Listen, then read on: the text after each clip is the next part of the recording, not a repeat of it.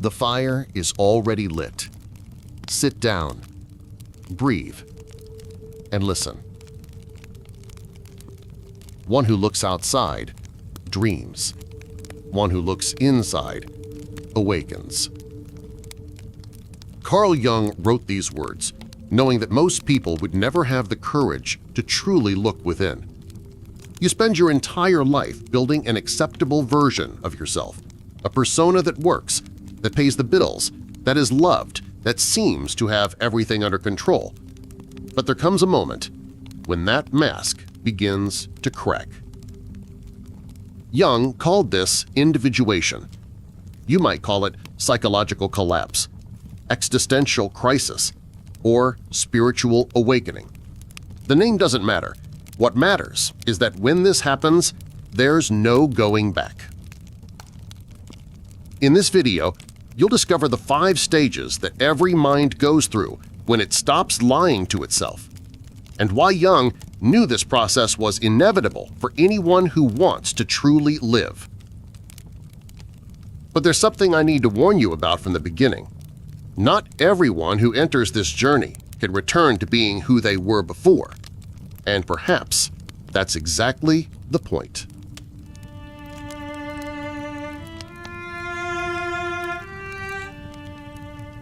The first stage is where most people live their entire lives.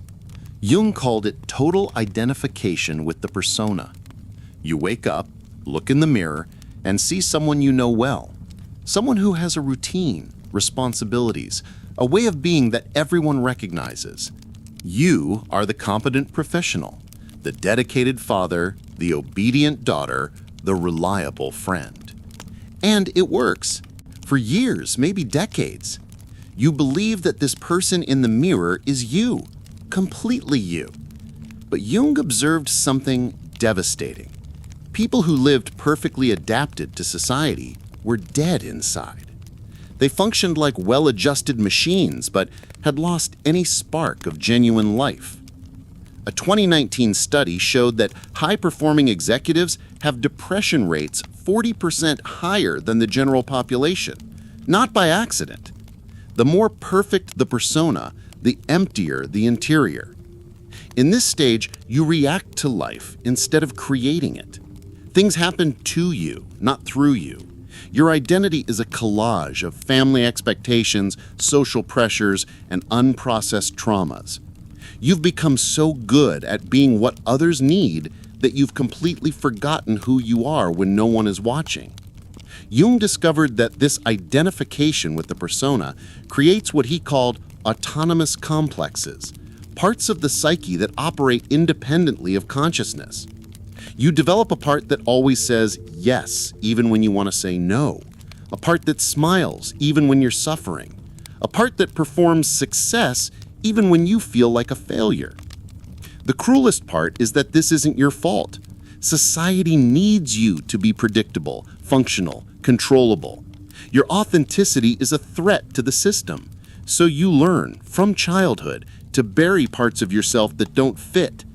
And for a while, this works perfectly, until one day it completely crumbles.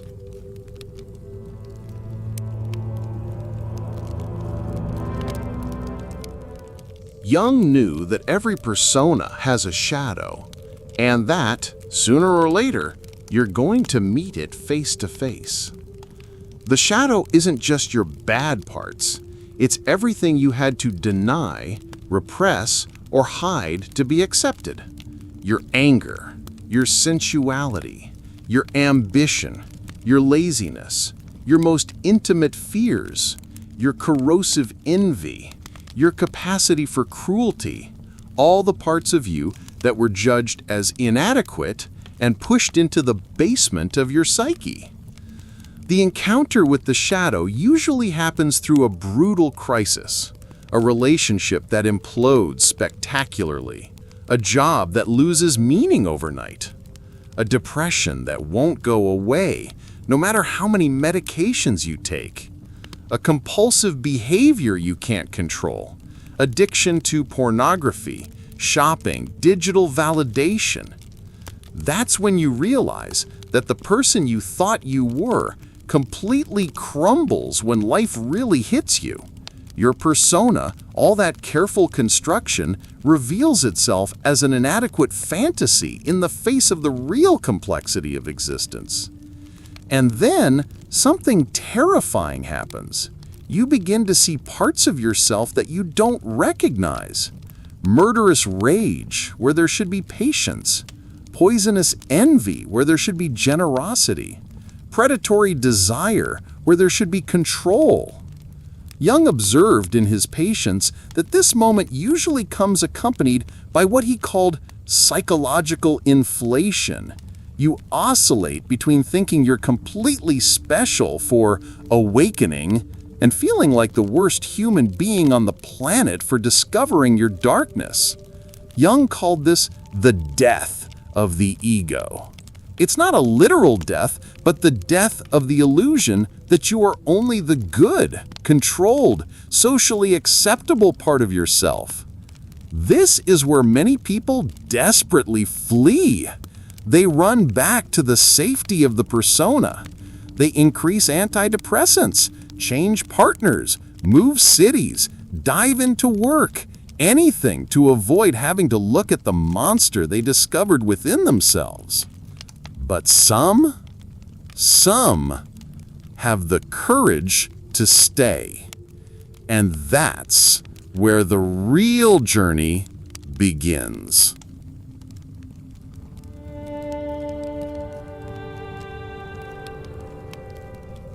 When your persona shatters and you encounter your shadow, a desperate question arises. If I'm not who I thought I was, then who the hell am I? This is the stage of compulsive searching. Jung observed that people in this phase become addicted to answers. They devour psychology books, dive into philosophy, explore spirituality, do 12 different types of therapy, experiment with ayahuasca, spend fortunes on self-knowledge workshops. You know these people. Maybe you are one of them. They collect spiritual certifications like trophies. They know by heart the biographies of 50 different gurus. They have shelves full of obsessively underlined self-help books, but remain as lost as they always were. It's not an empty intellectual search. It's an urgent, almost animal need to find something solid to lean on, some truth that makes sense of the internal chaos you discovered. Jung identified a destructive pattern in this phase. The inferior function manifests primitively. If you are always super rational, you become completely mystical. If you are always emotional, you become obsessively analytical. It's as if your psyche is trying to compensate for decades of imbalance all at once. You can lose yourself in the search for years, jumping from guru to guru, from method to method, from explanation to explanation, always hoping that the next revelation, the next insight, the next practice will finally deliver the answer you seek. What Jung knew, and what few have the courage to admit, is that this search is necessary, but also a new form of escape. It's easy to become addicted to the search itself, to transform the journey of self-knowledge into another elaborate persona. Now you're the spiritual seeker, the conscious individual, the person in the process of awakening. The search becomes a new way to avoid the most frightening truth of all, that maybe there isn't a final, finished, perfect version of you waiting to be discovered.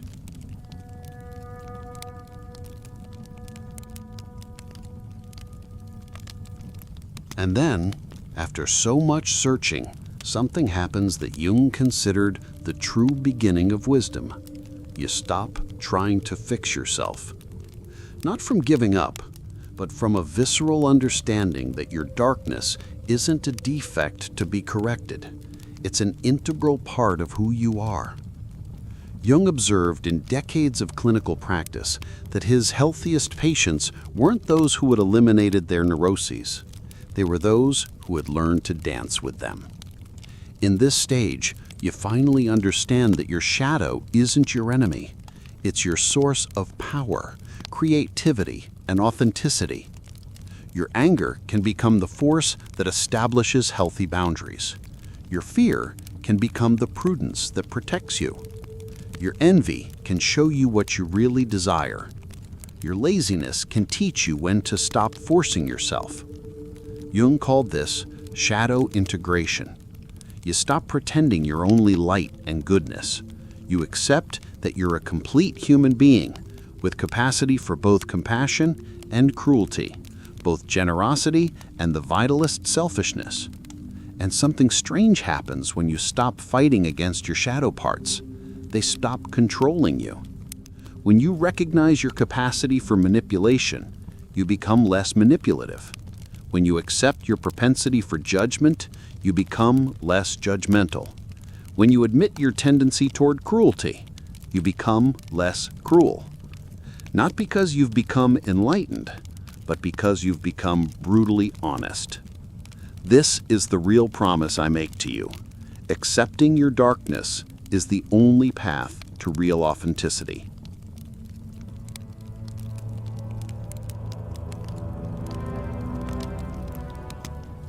The fifth stage is what Jung considered the ultimate goal of human life, the integration of opposites through what he called the transcendent function. You don't become a perfect person, you become a whole person. Jung discovered that the human psyche operates through polarities: masculine, feminine, anima, animus, thinking, feeling, introversion, extroversion, order, chaos. Most people spend their entire lives trying to choose one side and suppress the other. Individuated people learn something revolutionary. They can contain multitudes without exploding. In this stage, you learn to dance with your contradictions instead of trying to resolve them. You can be strong and vulnerable, confident and humble, independent and needy for connection, rational and intuitive, all at the same time, without this causing an internal collapse. Jung observed that people who reach this point develop an almost supernatural capacity, the ability to hold opposing tensions without needing to choose a side. They can be firm without being rigid, compassionate without being naive, skeptical without being cynical. You stop dividing yourself between right and wrong, good and bad, spiritual and mundane. You understand that life is more complex than these simplistic categories that society tries to impose. But here's the real payoff, the revelation that Jung discovered in 60 years of practice that will transform how you see everything. When you integrate your internal opposites, you stop projecting your conflicts onto the external world. You stop needing others to be perfect for you to feel safe. You stop needing to always be right to feel valuable. You stop needing to control everything around you to feel at peace. You finally understand that the only person who needs to be integrated is yourself. And this, ironically, is what frees you to love others exactly as they are: confused, contradictory, and magnificently human.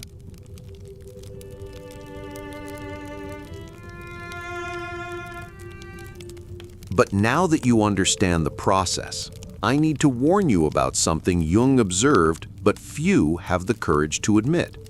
Most people around you will never understand what you've been through, and this will create a type of loneliness that will break you inside. Jung identified 3 specific types of people who not only won't understand your journey, they will actively try to sabotage it. First type: the slaves of the perfect persona. These are people who are still completely identified with the social mask. To them, you'll seem completely crazy for questioning things that obviously work. Recognize these comments? You were better before. Why complicate things? Life is hard enough already. You're overthinking. You just need to be grateful for what you have.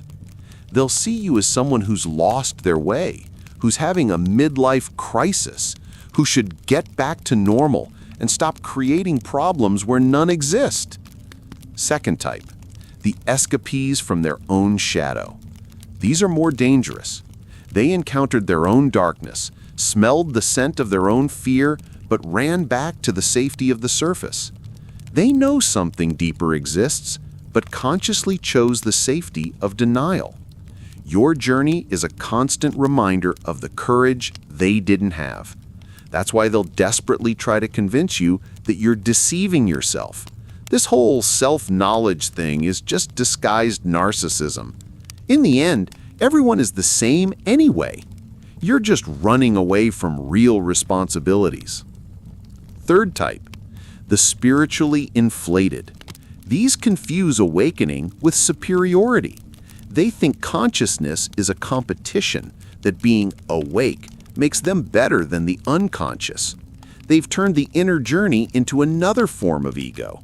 They collect insights like trophies. They judge everyone who isn't at their same level of consciousness. They'll judge your journey by their own inflated standards and always find flaws. You haven't transcended the ego yet. If you were really awake, you wouldn't feel anger anymore. Your vibration is still low. And here arises the new existential crisis. If you've really individuated, if you've really integrated your opposites, how the hell do you live in a world that operates through fragmentation? How do you love people who are still trapped in the illusions you left behind, without feeling superior or completely isolated? Jung knew this was the real test of individuation. It's not about becoming special. It's about becoming human enough to accept that each person is on their own journey, in their own time, fighting their own internal battles.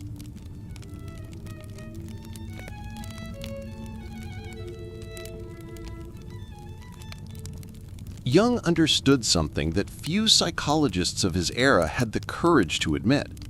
Society has a visceral fear of truly individuated individuals. Because a person who has gone through the complete process of individuation can no longer be easily controlled, manipulated, or predicted. They don't need external approval to feel valuable. They don't move from fear of social rejection. They don't buy things to fill emotional voids. They don't accept authorities just because they are authorities. They don't believe in empty political promises. They don't get carried away by collective panics. An individuated person thinks for themselves, questions systems, sees through social masks, and isn't afraid to speak inconvenient truths.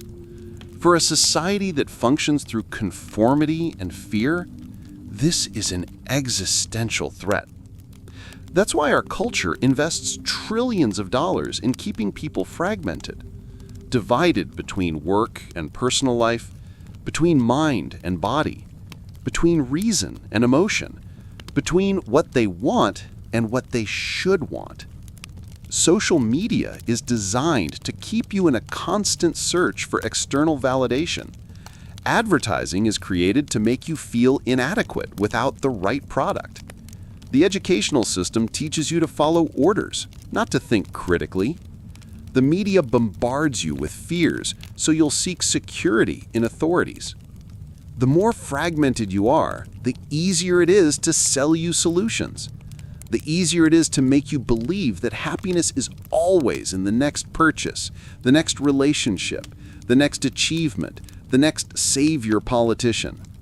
Jung observed that individuated people are profoundly subversive, even when they don't try to be. Simply by existing in an integrated way, they show that it's possible to live differently. And this terrifies those who profit from your fragmentation.